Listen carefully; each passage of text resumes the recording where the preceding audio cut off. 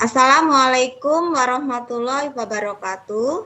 Waalaikumsalam Waalaikumsalam warahmatullahi wabarakatuh. Perkenalkan, nama saya Lika Dewi Septiana, CGP Angkatan 9 dari Kabupaten Lampung Tengah. Pada kesempatan kali ini akan melakukan praktek coaching sebagai bagian dari rangkaian tugas pendidikan guru penggerak Angkatan 9, yaitu pada sesi demonstrasi kontekstual modul 2.3. Di sini saya tidak sendiri, saya akan ditemani oleh rekan CGP Angkatan 9, yaitu yang pertama Bapak Aan Sugiono. Pada kesempatan ini akan berperan sebagai Poci. Kemudian yang kedua, Ibu Surti Ningsih pada kesempatan ini akan berperan sebagai coach, dan saya sendiri akan berperan sebagai observer. Baiklah, mungkin bisa dimulai saja untuk proses praktik coachingnya. Kepada Pak Aan dan Bu Surti, saya persilahkan. Baik, Bu, terima kasih. Assalamualaikum warahmatullahi wabarakatuh, Bu Surti. Waalaikumsalam warahmatullahi wabarakatuh, Pak Aan. Ibu sedang sibuk ya? Ya, tidak sih Pak, ini baru mau menilai buku-buku anak-anak dari kegiatan hari ini. Dan setelah itu ya saya masukkan ke loker supaya terlihat lebih rapi. Seperti itu, Pak. Ya, Bu. Bu Surti, maaf ya ini kalau saya ini telah mengganggu waktu Ibu. Kira-kira kalau saya ada keperluan sama Ibu, sebentar saja bisa nggak ya, Bu ya? Oh, tentu boleh sih Pak Aan. Kebetulan saya juga sudah santai nih sambil nyambi-nyambi menilai buku-buku. Ya, nggak apa-apa sih Pak kalau mau ngobrol-ngobrol sebentar. Silakan saja Pak Aan. Oh iya Bu, ini karena ada sedikit yang ini Bu, yang saya ingin bicarakan dengan Ibu, gitu. Jadi terima kasih lah Bu kalau Ibu ada waktu sebentar saja, kurang lebih paling ya 20 menit sampai 30 menit Bu. Tidak apa-apa Pak, ngomong aja Pak. Ini kayaknya Pak Aan nih kayaknya mau ngomong serius banget, dari mukanya sudah kelihatan Pak Aan tuh tegang, bingung. Ya silahkan saja Pak Aan kalau mau ada yang perlu dibicarakan. Oh iya Bu, terima kasih Bu. Maaf ya, ini tadi mengganggu waktunya lu. Ya. Iya Pak. Sekali lagi saya mohon maaf. Ya, silakan, ini Bu, akhir-akhir ini saya ini ada sedikit masalah Bu. Dan saya pengen ngobrol-ngobrol dengan Ibu untuk mendapatkan solusi, sehingga permasalahan saya pada saat ini bisa terselesaikan, tidak berlarut-larut Bu. Baiklah Pak Aan, semoga dengan perbincangan kita pada hari ini Pak Aan bisa mendapatkan solusi untuk mengatasi keresahan yang Pak Aan sedang alami saat ini ya. Dan semoga saya bisa membantu Pak Aan dalam mengambil jalan untuk menyelesaikan masalah Pak Aan ini. Nah, kira-kira Pak Aan ceritakan sekarang, coba ada apa sih yang membuat resah Pak Aan pada saat ini? Kayaknya resah banget kelihatan dari mukanya Pak Aan. Coba Bapak ceritakan dari awal peristiwa yang Bapak alami saat ini. Silahkan Pak. Iya Bu, begini loh Bu Surti. Kemarin saya ini kan dipanggil Bapak Kepala Sekolah.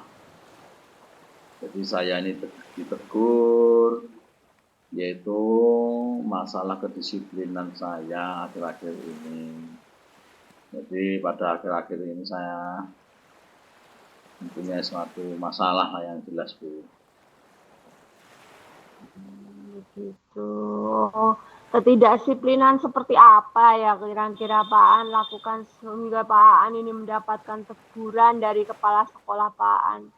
Coba Bapak Aan jelaskan secara detail begitu Pak peristiwanya. Iya, iya Bu Surti. Jadi kemarin saya ini dipanggil beliau ke ruangannya dan saya sampaikan tadi bahwa saya itu akhir-akhir ini kok tidak disiplin, itu karena apa kan gitu. Jadi saya ini datang sering terlambat Bu akhir-akhir ini. Tentunya di sini kan bukannya saya itu tidak ada alasan kenapa saya terlambat. Jadi Ya, permasalahannya seperti ini Bu. Penyebabnya itu karena dari rumah saya ke sekolah ini kan kurang lebih ini adalah perjalanannya itu ada 30-an kilo lah kurang lebih. Kalau hal itu sebenarnya sih tidak jadi masalah. Yang jadi masalah itu adalah di jalan ini ada suatu perbaikan. Jadi dari rumah saya sampai ke sekolah saya ini sedang diadakan perbaikan jalan. Sehingga di situ kan buka tutup. Nah inilah yang menyebabkan saya terlambat. Biasanya saya tempuh dari rumah ke sekolah itu biasanya kurang lebih 60 menit, 1 jam. Tapi setelah ada perbaikan jalan ini tidak bisa diukur berapa menit. Kadang ya juga bisa 60 menit. Tapi kadang juga bisa 70 menit, bisa 80 menit, bahkan bisa juga 100 menit, yang gitu. Karena itu masih tidak tutup. Kalau ngantrinya lama, ya kita akan lama sampai ke sekolah sehingga terlambat. Sedangkan biasanya saya ini nggak pernah terlambat. Ya. Biasanya itu di sekolah, kawan-kawan belum berangkat, ini saya sudah ada di sekolah. Jadi jam 6:30 atau jam 6.30 itu biasanya saya sudah berada di sekolah karena saya berangkat dari rumah itu jam 5.30. Jadi sekarang terlambat karena penyebabnya yaitu tadi. oh begitu ya Pak masalahnya. Ya Bu. Nah, menurut Pak Aan sendiri, yang Pak Aan lakukan saat ini apakah melanggar kedisiplinan seperti yang kepala sekolah keluhkan atau seperti itu, Pak? Iya Bu. Ya sebenarnya saya menyadari lah Bu ya. Memang dengan keterlambatan saya itu kan akhir-akhir ini kan tidak tepat waktu saya. Karena tidak tepat waktu itulah yang melanggar kedisiplinan.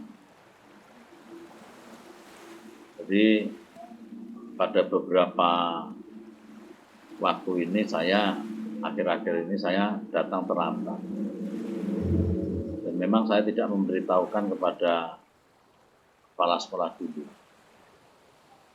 Karena kan perkiraan itu saya tidak terlambat tepat waktu sampai sekolah, tapi ternyata ya itu tadi. Dan di sekolah saya juga ini kepala sekolahnya baru bertugas sekitar 2 minggu Bu. Karena kepala sekolah yang dulu itu sudah pensiun digantikan sekolah-sekolah ini. Memang sepertinya beliau lebih disiplin,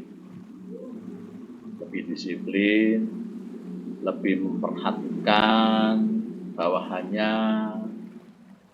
Jadi kawan-kawan juga sekarang sudah mulai disiplin. Betul sekali ya Pak Aan ya. Kalau datang terlambat sekali 2 kali sih mungkin kepala sekolah akan memaklumi ya Pak ya. Iya, Tapi kalau sudah setiap hari pasti beliau ya tegas ya Pak, karena memang beliau kan harus memperhatikan setiap warga sekolahnya seperti itu. Lalu apa yang kira-kira menjadi keresahan dari Pak Aan ini? Iya, Bu. Jadi betul apa Ibu sampaikan tadi, memang kalau 1-2 kali terlambat itu tidak masalah.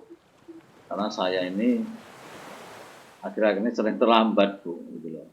Jadi sering terlambat. Nah, itu memang betul, Bu. Saya merasa kurang disiplin, Bu. Dan inilah yang bisa menyebabkan keresahan hati saya. Artinya hati saya ini tidak bisa tenang. Terutama saya tidak enak dengan Bapak Kepala Sekolah, selain tidak enak dengan rekan-rekan guru yang lainnya. Makanya itu saya ditegur oleh Bapak Kepala Sekolah. Yaitu tadi, karena ditegur, kemudian saya tidak menerima, ya saya merasa jengkel. Dan keterlambatan itu kan saya ada alasan kenapa saya terlambat kan gitu. Seharusnya Bapak Kepala Sekolah juga menanyakan pada saya apa penyebab keterlambatannya, apa alasannya terlambatnya. Itu, Bu. Begitu ya Pak ya. Berarti karena Pak Aan saat ini sering terlambat, jadi Pak Aan jadi ditegur kepala sekolah Pak Aan. Dan jadi resah karena teguran kepala sekolah kurang itu seperti itu ya Pak. Jadi karena ada sebab alasan di balik keterlambatan Bapak tersebut. Jadi kira-kira menurut Pak Aan ini bagaimana dengan sikap Pak Aan tersebut pada kepala sekolah? Ya, Bu, sikap saya ini memang ya seharusnya saya ini menerima. Saya juga harus sadar bahwa yang saya lakukan tidak disiplin itu adalah suatu kesalahan. Karena itu sudah peraturan sekolah. Jadi peraturan sekolah, peraturan kepegawaian itu memang ya harus disiplin. Kalau sekolah saya kan jam 7.15 masuknya. Nah, sedangkan saya biasanya sampai sekolah sampai kadang jam 7.30, kadang lebih, kadang ya kurang sedikit. Ini kan mengakibatkan suatu keterlambatan itu tadi, sehingga tidak disiplin tadi. Ya karena kemarin itu terbawa emosi, karena saya bingung, dipanggil kepala sekolah,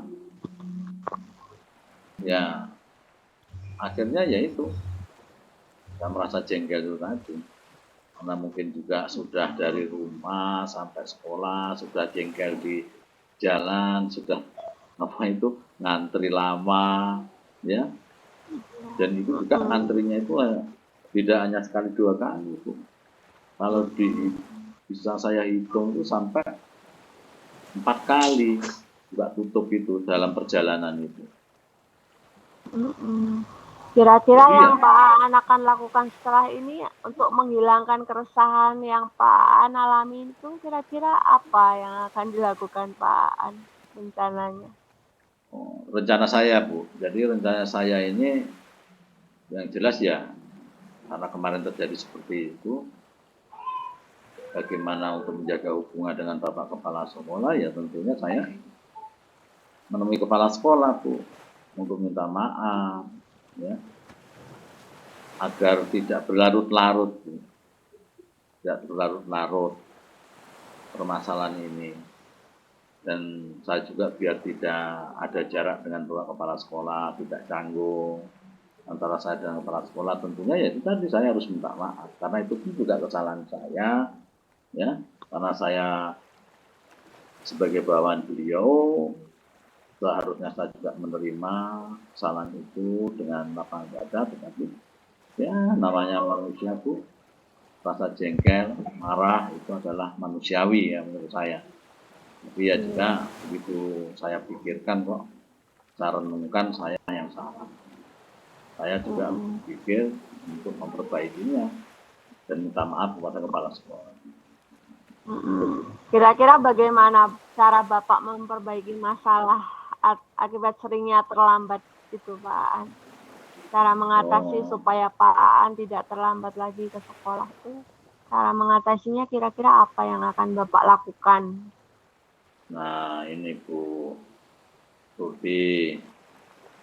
Ya. Jadi saya juga di situ agak bingung nih, bagaimana ya agar saya bisa lebih disiplin dan tidak terlambat lagi sekolah. Dan bagaimana saya untuk memperbaiki.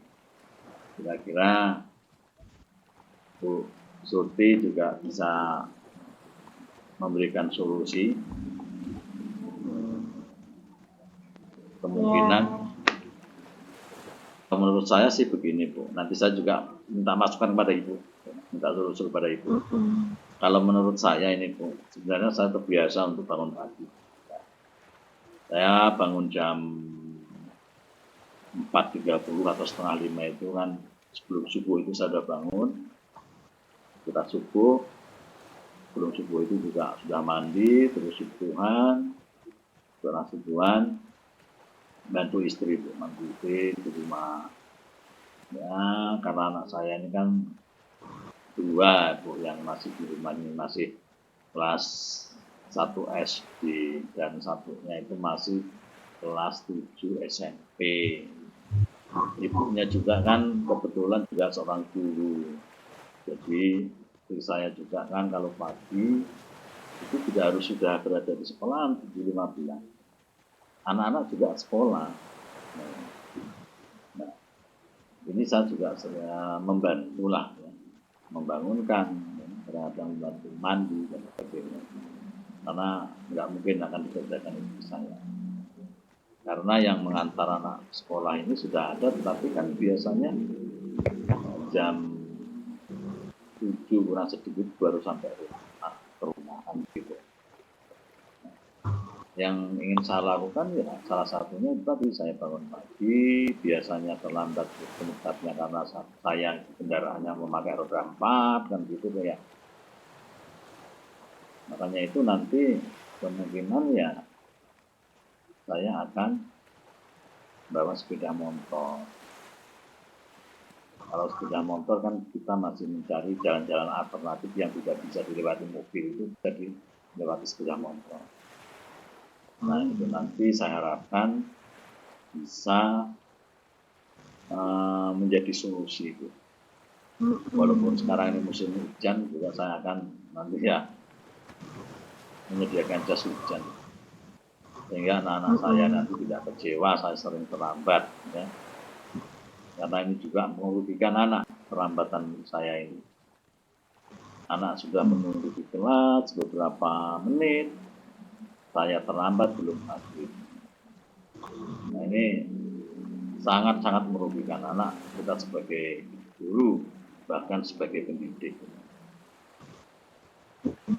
Bagus sekali. Kalau menurut saya solusi yang akan dilakukan Pak Aan ini sudah sangat luar biasa ya Pak ya, untuk mengatasi masalah yang Pak Aan hadapi. Nah, namun ya seperti itu ya Pak rencana Bapak. Semoga dapat terlaksana seperti itu ya Pak ya. Dapat berjalan lancar dan dapat diterima oleh kepala sekolah tersebut Pak. Iya. Iya Bu, betul Bu, apa yang disampaikan Bu Surti itu. Saya juga berpikir tentang hal itu. Tapi alhamdulillah lah, sekarang setelah saya ngobrol dengan Bu Surti, ini saya merasa lega. Jujur saja Bu, saya kemarin-kemarin itu juga buntu pemikiran saya, ya, untuk mencari jalan keluar itu agak susah dalam menyelesaikan masalah saya itu. Tapi saya lihat beberapa guru saya ingin ajak ngobrol itu sepertinya sibuk, dan tadi saya lihat itu Bu Surti lah yang kayaknya waktunya itu ada, waktunya longgar, sehingga saya tadi menemui Ibu kan begitu. Alhamdulillah tidak mengganggu Ibu, ya, tidak mengganggu Ibu. Nah disinilah saya sangat lega karena urusan saya dengan Bapak Kepala Sekolah sebagai atasan saya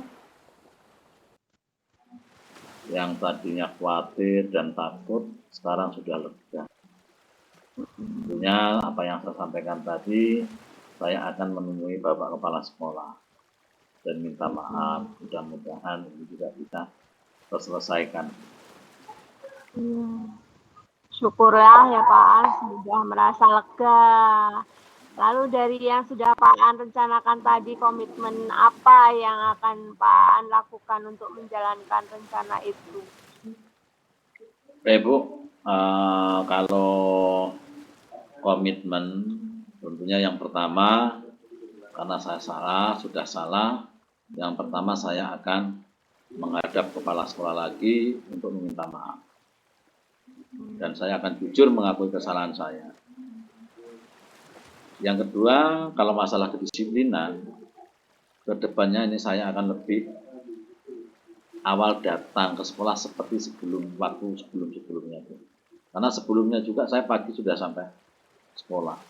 Ya, jam 6.30 itu sudah sampai sekolah. Bahkan kadang-kadang belum ada anak satupun yang datang ke sekolah, saya sudah datang.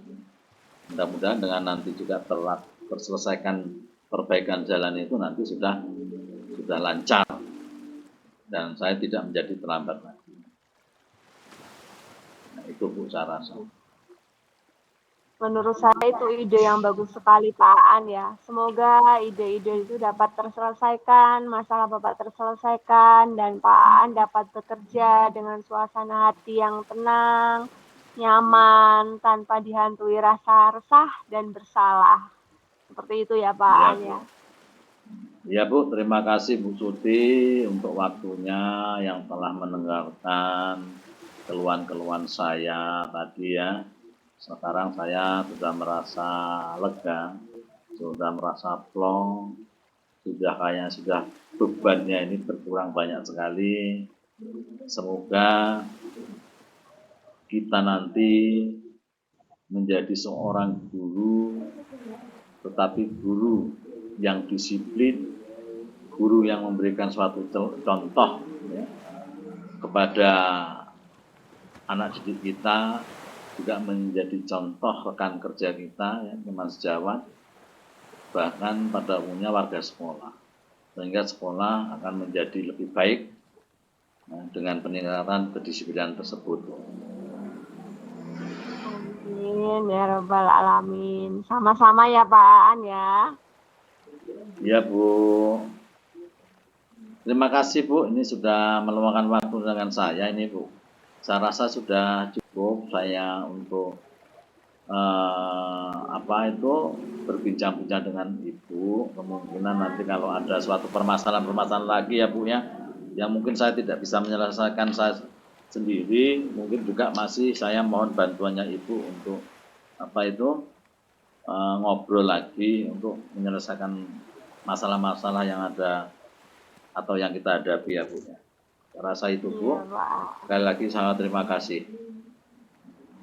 Salam sehat dan salam bahagia. Amin. Terima kasih juga Pak An ya. Assalamualaikum Pak. Waalaikumsalam warahmatullahi wabarakatuh.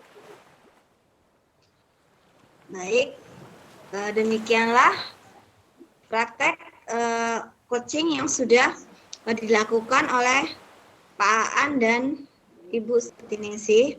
Di sini saya sebagai observer akan mencoba memberikan refleksi dari proses coaching yang sudah dilakukan oleh Pak Aan Sugiono dan Ibu Surtinisi. Yang pertama, mengenai aspek yang akan saya bahas adalah mengenai prinsip coachingnya. Prinsip coaching meliputi 3 hal. Yang pertama proses kreatif, yang kedua kemitraan, dan yang ketiga memaksimalkan potensi. Untuk proses kreatif sudah berjalan dengan baik karena tadi proses coachingnya dilakukan dengan percakapan 2 arah sehingga memicu proses berpikir Pak Aan sebagai coach untuk menggali dan memetakan situasi sehingga Pak Aan tadi dapat menghasilkan ide-ide baru. Kemudian yang kedua, kemitraan. Proses coachingnya juga sudah berjalan dengan menerapkan prinsip kemitraan, karena tadi antara coach yaitu Bu Surti dan coaches Pak Aan perannya sebagai mitra. Jadi berarti setara, tidak ada yang lebih tinggi maupun lebih rendah. Kemudian yang ketiga, memaksimalkan potensi. Proses coaching yang sudah dilakukan itu diharapkan mampu memberdayakan potensi rekan sejawat secara maksimal. Dan ini sudah terlihat menurut saya, karena di akhir percakapan tadi sudah ditemukan suatu rencana tindak lanjut yang diputuskan oleh kedua belah pihak antara coachee dan coach. Kemudian aspek yang kedua yang akan saya bahas adalah mengenai kompetensi inti coaching. Yang pertama kehadiran penuh, yang kedua mendengarkan aktif, dan yang ketiga mengajukan pertanyaan berbobot. Untuk kehadiran penuh, di sini Bu Surti sudah mampu, Bu Surti sebagai coach sudah mampu untuk bisa hadir utuh bagi Pak Aan sebagai coachee, sehingga pikiran dan hati Bu Surti ini dan Pak Aan sudah selaras saat sedang melakukan percakapan coaching.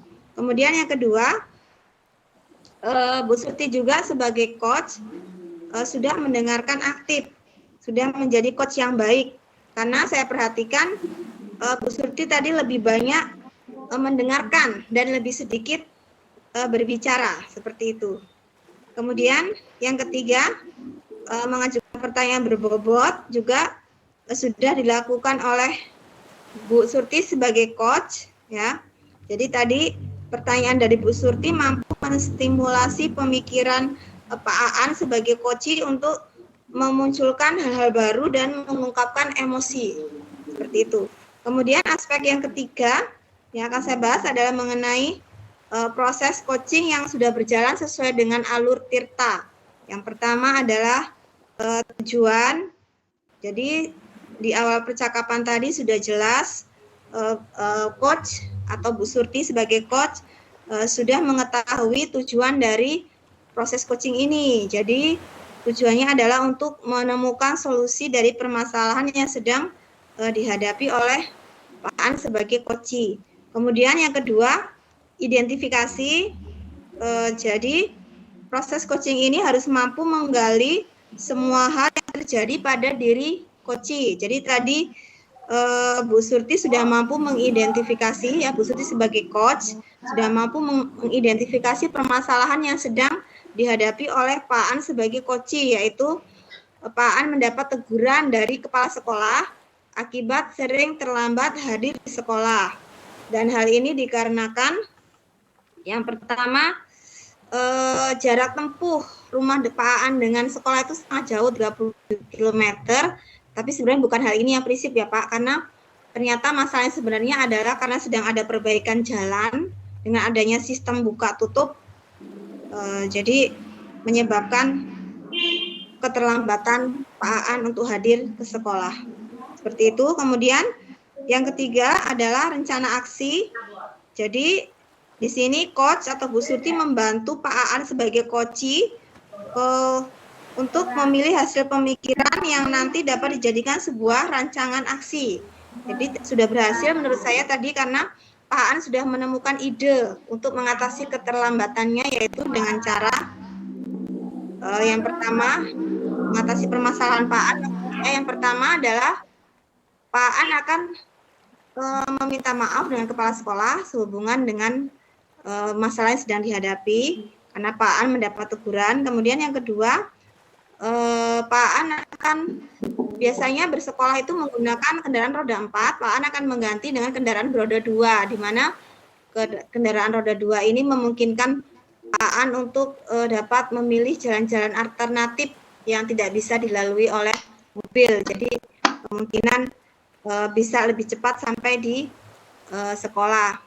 Kalaupun mungkin untuk misalkan mengantisipasi terjadinya gangguan yang lain seperti hujan, Pak akan membawa mantel.